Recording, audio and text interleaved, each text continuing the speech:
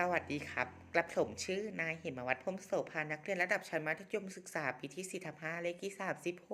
36วันนี้ผมจะมาเล่านิทานอีสปเรื่องกากับเหยือกน้ำในวันที่อากาศร้อนจัดเจ้ากาน้อยตัวหนึ่งกำลังกระหายน้ำอย่างมากปีกของมันเริ่มอ่อนแรงลงทุกทีมันจึงหยุดพักใต้ต้นไม้ มันหันไปเห็นเหยือกน้ำขนาดใหญ่